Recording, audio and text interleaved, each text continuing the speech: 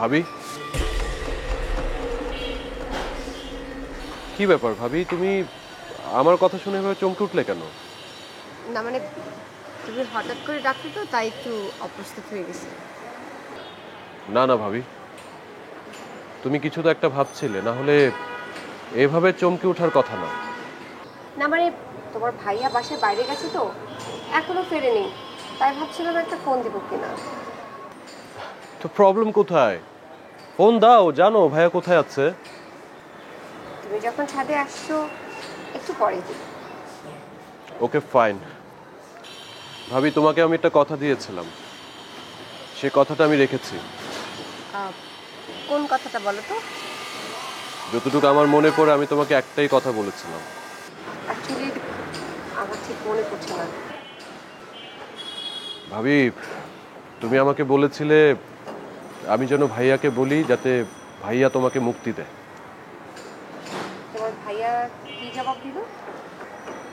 ভাবি, তার হাত থেকে তোমার মুক্তি নেই। যে নিজেই মাত্র অপেক্ষা আছে সে আবার এখন। সরি, কি বললা তুমি ভাবি? আমি ঠিক তোমার কথা বুঝলাম না। না মানে বললাম আমি নিজেই মুক্তি নিয়ে চলে যাব, সে আমাকে কি মুক্তি দেবে? জানি না ভাবি, আমি রিয়েলি জানি না তোমাদের এই সম্পর্ক নিয়ে টানাটানি রেজাল্টটা কি হবে। তোমাদের যা ভালো মনে হয় তোমরা তাই করো।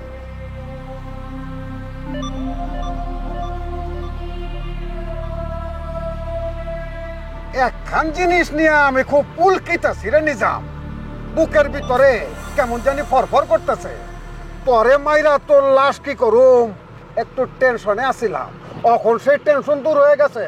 তোরে মাইরা এই যমুনার মধ্যে ফালাইয়া দিমু, কুমিরে খাইয়া টেস্ট পাইব, কারণ তোর শরীরের মধ্যে অনেক চর্বি আছে। জায়গা জায়গা খুব স্বপ্ন দেখতেছ শলি।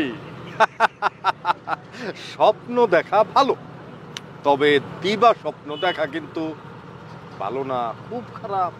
অহন্তরে তো তোর দেখতেছি এই যে বগি আওয়াজ, এইগুলি তো কমে নাই, চাপাবাজি কমা। আর একখান জিনিস, মৃত্যুর আগে নাকি মৃত্যু পথযাত্রী শেষ ইচ্ছা একখান থাকে। আমি জানতে চাই তোর শেষ ইচ্ছাখান কি?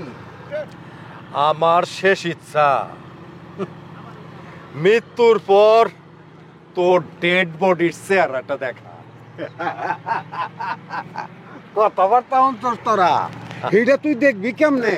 তার আগে তো তোর পরাণ পাখি হরত কইলা উড়াই যাইব ওই সাত আসমানে।